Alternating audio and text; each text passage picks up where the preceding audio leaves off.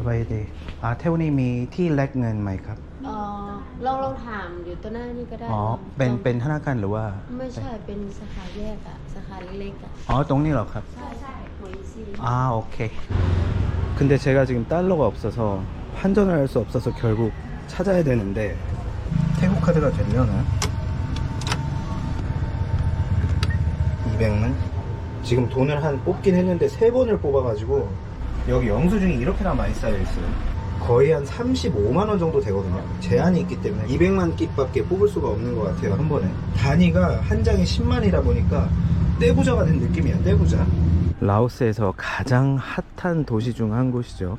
방비행이라는 곳에 지금 있는데 우리 한국 관광객분들도 많아서 한국어도 이렇게 있고요. 단란주점이라고 써있네. KTV 노래방, 항팡 노래방, 도우미 항시대기, 얼짱 몸짱. 여기가 인구가 25,000명 밖에 안 되는 굉장히 작은 시골 마을입니다. 도시라고 말하기도 굉장히 민망한 규모이긴 한데 경치가 끝내주는 걸로 유명하죠. 와보신 분들 많이 계실 것 같아요. 이 평화로운 분위기 어쩜 좋지 이거. 건물은 지어지다가 말았고 여기는 미용실 같은 곳이 문도 없고 이렇게. 저는 30대라 우리나라의 60, 70년대가 어떤 모습이었는지는 정확히는 모르겠는데 옛날의 모습을 많이 갖춘 곳이 이 방비행이지 않을까. 너무 좋은데요 개인적으로. 드디어 이 절경이 보이는구나.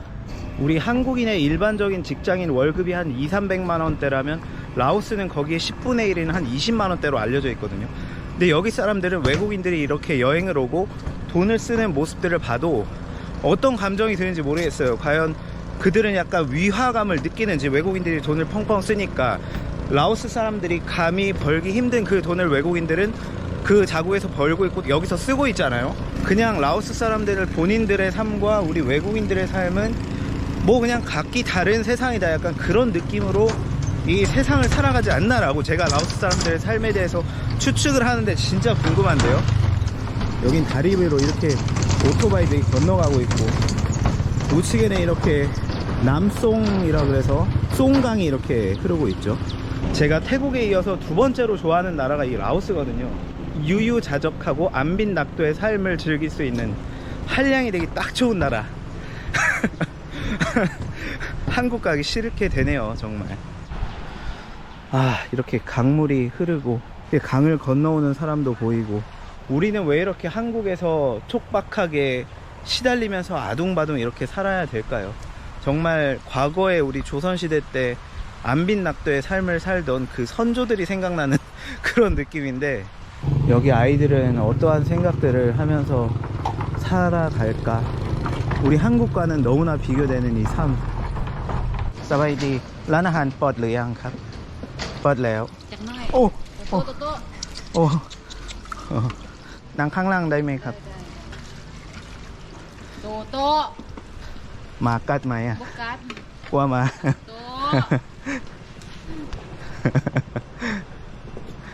개가 갑자기 저한테 확 덮쳐가지고 저는 깜짝 놀랐는데 개가 이 발 힘이 굉장히 세네요. 이렇게 발로 이렇게 확 달려드는데 와 진짜 순간 가슴이 철렁했습니다 정말.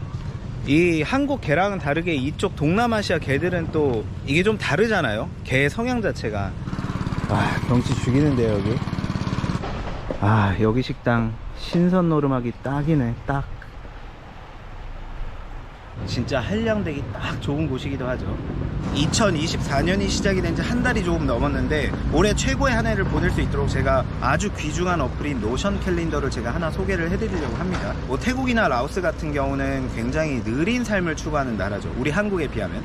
태국어로는 치우치우라고 하죠. 영어의 chill이라는 단어에서 온 말인데, 우리가 태국이나 라오스 같은 나라에서 살거나 여행을 하다 보면 사람이 점점 너무 나태해지는 경우들이 많잖아요. 이 노션 캘린더라는 게 말 그대로 우리의 개인 스케줄을 딱 한눈에 보기 좋게 정리를 해서 그 스케줄대로 우리가 삶을 살 수 있도록, 굉장히 효율적인 삶을 살 수 있도록 도와주는 어플이라고 보시면 되고요. 당연히 일의 효율성이 올라가다 보니까 생산성도 그에 못지않게 올라가게 되고, 효율성이 올라가니까 당연히 우리의 삶의 질도 올라갈 수가 있고요. 한눈에 딱 들어오는 인터페이스, 그리고 색깔별로 이렇게 우리가 구분을 할 수 있어서 어떤 업무냐에 따라서 우리가 각각의 색깔별로 나누어서 한눈에 쉽게 보기 좋게 이렇게 할 수도 있고요. 인터페이스가 굉장히 깔끔하죠. 이게 저 같은 경우는 이렇게 노션 캘린더 앱을 이렇게 받았어요.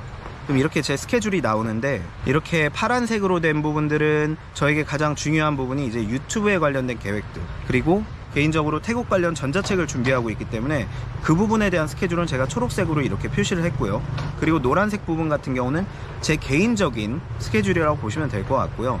그렇게 각각의 스케줄에 따라서 색깔로 나누어 분류를 할 수 있는 기능도 있고요. 그리고 이 부분도 하루치만의 스케줄을 볼지, 이틀만을 볼지, 3일치를 볼지 이렇게 바꿔가면서 볼 수도 있고요. 뭐 컴퓨터, 핸드폰, 아이패드 같이 이 모든 기기들을 또 연동을 시켜서 쓸 수 있기 때문에 굉장히 편리하기도 하고, 같이 스케줄을 공유하는 사람들끼리 친구 추가를 해서 공유도 쉽게 할 수가 있습니다. 그리고 우리가 스케줄을 놓치지 않기 위해서 스케줄 시작 몇 분 전에 그 알림을 받을지에 대한 세팅도 할 수가 있고요. 각각의 스케줄을 누르면은 거기에 대한 디테일한 정보를 입력할 수 있어요. 어떤 사람과 그 스케줄을 공유할 것인지, 어느 장소인지, 그리고 그 스케줄에 대한 구체적인 내용은 무엇인지, 그리고 그 스케줄은 몇 시부터 몇 시까지로 정하는지 같은 부분들을 할 수가 있기 때문에 굉장히 상세하게 나만을 위한 스케줄 혹은 같이 공유하는 분들과의 스케줄을 보기 쉽게 이렇게 딱 입력을 해줄 수가 있습니다. 이렇게 2월 6일 스케줄이 있으면 이렇게 슬라이드를 하면 2월 7일 스케줄이 되고, 슬라이드를 하면 2월 8일이 되고요. 그리고 2월 9일 이렇게 설정을 할 수가 있죠. 이 모든 것들을 이렇게 한눈에 할 수 있게 해줄 수 있는 어플이 노션 캘린더라고 보시면 됩니다. 이 노션 캘린더를 제가 사용하고 나서 느낀 게, 삶의 효율성이 이렇게 올라갈 수가 있구나.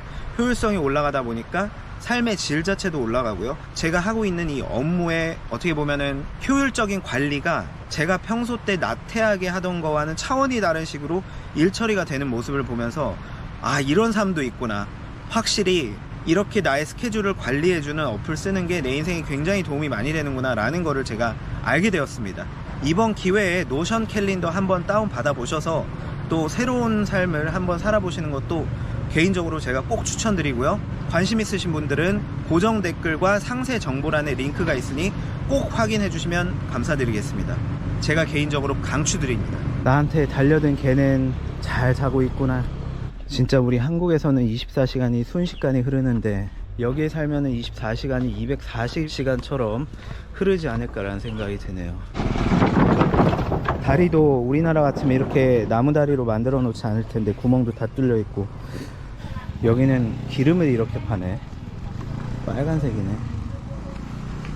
이 포장되지 않은 도로들, 그리고 이렇게 허름한 곳에 널려 있는 이 빨래들, 철조망도 정리가 되어 있지 않고, 한국에서 살면서 남들은 다 잘 나가는데 왜 나는 이렇고 이런 상황에 처해 있으며 라고 항상 한탄을 많이 한 적이 있는데, 이런 라오스 같은 나라를 오다 보면 절대로 내가 불행한 건 아니었구나 라는 걸 느끼게 됩니다. That's okay, but remember I was number 1 queue on the weekend and I went to number 11. They forget. Yeah. Yeah, so that was the only frustrating thing. I only had a short time. 안찬반. 나이스. 프라페. 제가 예전에 태국 대학교로 유학을 올 때 태국을 워낙 좋아해서 태국에서 살아보고 싶다라는 마음도 있었지만, 뭐 라오스 쪽에서도 어떤 기회가 있지 않을까라는 생각으로도 태국 유학을 오기도 했거든요. 지금 4년간 시간이 흐른 후에 느끼는 감정은, 어쨌든 라오스라는 나라도 태국의 영향력 아래에 있는 나라고, 문화나 언어 같은 게 굉장히 흡사하기 때문에 사실상 본인들도 태국과 형제국가라는 말을 할 정도로, 그리고 태국인들도 마찬가지고요. 그리고 많은 분들께서 아시다시피 태국의 북동부 지역인 이산 지방 같은 경우는 그쪽 사투리가 라오스어랑 굉장히 흡사하다고 하죠. 방콕의 표준어랑 이산어보다 이산어와 라오스어가 더 흡사한, 뭐 거의 같은 언어라고 볼 수 있으니까요. 그렇기 때문에 참 묘한 감정을 느낍니다. 이 태국과 라오스의 관계에 대해서 제가 끊임없이 생각할 때마다 뭔가 묘한 감정이 듭니다. 라오스가 이렇게 값싼 물가로 살기에는 너무 좋은 것 같은데, 최악의 단점이 또 하나 있죠. 음식이 너무 늦게 나와요. 너무 늦게. 제가 어제도 어떤 식당에서 주문을 했는데 1시간이 넘어서 라면 하나가 나왔고요. 신라면 하나. 어떤 한국 음식을 파는 곳이었는데, 그리고 또 어떤 강변에서 음식을 시켰는데 거기도 역시 1시간이 넘어서 음식이 하나 둘 이렇게 나오기 시작을 합니다. 그렇다고 사람이 많냐? 또 그것도 아니에요. 근데 저도 모르겠어요. 라오스가 태국이랑은 정말 비교가 안 되게 음식이 너무 늦게 나오고요. 뭐 여기에서 음식을 받는 시스템에 대해서 제가 잘 모르겠지만 일단 음식 주문을 받아놓고 본인들의 할 일들을 다 한 다음에 이제 음식을 만드는 게 아닌가, 아니면 진짜 재료를 사러 가는 건지, 그 텀이 굉장히 깁니다. 라오스 와보신 분들은 아시겠지만. 그렇다고 저는 절대 컴플레인 하자라고 말씀드리는 건 아니고요. 이 나라 자체가 느긋한 성이에요. 안빈낙도의 삶을 추구하는 사람들이기 때문에 적어도 우리 눈에는 우리가 막 성격 급하게 뭔가를 하면 안 될 것 같아요. 라오스에 온 이상 차분하게 정말 느긋하게 지내야 되는 것 같습니다. 그래야 더 여행에 대한 좋은 추억들이 많이 생길 것 같고요. 이거 현대차의 포터 진짜 오랜만에 보네. 여기 보니까 현대, 기아 자동차가 정말 많더라고요. 라오스에는. 태국에는 우리나라 차가 없다시피 한데 여기는 굉장히 많습니다. 제가 10년 전쯤에 현대자동차에서 주관하는 해외 봉사활동으로 라오스를 온 적이 있거든요. 그때 코라오라는 기업을 여기에서 방문을 한 적이 있는데, 그때 이제 코라오 덕분에 우리나라 차가 라오스에 많이 수출이 되고 있다, 그때 그렇게 들었던 걸로 기억을 해요. 그때는 정말 되도 않는 태국어로 라오스 사람들하고 통역한다고 난리를 친 적이 있었는데, 지금 생각하면 참 부끄럽습니다. 되도 안 되는 태국어로 이 라오스 사람들과 이렇게 대화를 하려던 그런 시기가 있었는데 옛날 생각이 많이 나네요, 갑자기. 근데 인간적으로 너무 안 나온다. 지금 시킨 지가 40분이 넘어가는 것 같은데. 이렇게 1시간 기다려서 프라페가 나왔네요. 색깔은 너무 이쁘네. 1시간 기다려야죠. 이거 가지고 불평불만하면 안 되죠. 라오스에 왔는데. 이 나라에 왔으면 이 나라의 관습과 문화를 따라야 하는 거니까. 이게 35,000깁 2,300원 정도 합니다. 제가 태국에서 자주 먹는 안찬이라고, 영어로는 버터플라이 피라고 하는 그 꽃잎으로 만든 프라페거든요. 이거는 1시간 기다린 것 치고 사실 맛은 너무 밍밍하네. 뭐 설탕이나 단 게 하나도 안 들어갔고, 실망인데 이거. 근데 보시다시피 이렇게 외국인을 상대로 하는 카페, 이 직원도 영어를 하고 다 영어로 되어 있거든요. 대부분 거의 다 보니까 서양인들이 많아요. 이 카페 같은 경우는 리뷰도 굉장히 많고요. 그렇기 때문에 2,300원이나 합니다. 요거 하나가. 라오스 치고는 물가가 굉장히 비싼 편이죠. 제가 전에도 말씀드렸다시피 라오스 사람들의 일반적인 월급은 우리나라 사람의 한 10분의 1밖에 안 되기 때문에 한 20만원대? 20만원대를 버는 사람이 2,000 몇백 원짜리 음료를 먹긴 굉장히 비싼 거니까요.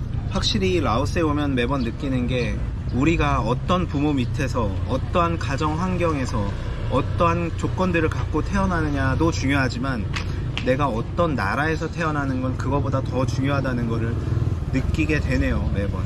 그렇다고 뭐 우리 한국인이 이 라오스 사람보다 뭐 선민의식이 있다, 전 그런 말씀 드리는 건 아니고, 그냥 그만큼 우리는 좋은 조건에서 태어났기 때문에 더 열심히 살아야겠다, 인생에 너무 불평불만 말고 그냥 주어진 것에 감사하고 그냥 최선을 다해서 열심히 사는 게 삶에 대한 미덕이지 않을까라는 개똥 철학이 또 그냥 그런 생각이 드네요, 갑자기. 분위기 끝내주는구나. 여기는 이렇게 목욕탕 의자가 있고 지붕이 있고 물이 있고, 여긴 낮부터 낮술하기 너무 좋은 분위기 아닌가요, 진짜? 부어라 마셔라가 그냥 아침부터 될 것 같기도 하고, 조용하고. 뭐 라오스가 최빈민국 중에 하나다라고 말씀드리고 있지만, 우리 같은 한국 사람들한테는 행복감을 주는 부분만큼은 최빈민국이 아니라 세계 최고의 부국이 아닐까라는 생각이 들 정도로, 뭔가 우리 한국인들한테는 힐링이 되는 곳들이 정말 많은 것 같아요. 그런 요소들이, 자연 환경이라든지 분위기라든지 사람들이라든지, 그리고 가장 중요한 또 물가라든지. 한국어 가는 크크크. 와, 대단하다. 우리 같은 한국인들이 라오스에 오면 한량이 될 수밖에 없는 이유가 이번 여행을 통해서 어김없이 드러난 것 같습니다. 한량이 안 되고 싶어도 안 될 수가 없는 것 같아요, 이 경치를 보면. 정말 나만 한량이 되는 게 아니라 너도 한량이구나. 태국어로 감사합니다를 컵쿤캅, 그리고 라오스어로는 컵자이라 그러죠. 근데 라오스어의 컵자이가 태국어로는 고맙다라는 친구들끼리 쓰는 말입니다. 말 그대로 태국어의 고맙다라는 반말 표현이 라오스어에서는 오히려 존칭 표현이 되는 셈이죠. 오늘 영상 어떻게 보셨는지 짧게 댓글로 남겨주시면 너무 감사드리겠습니다. 오늘 영상 봐주셔서 감사합니다.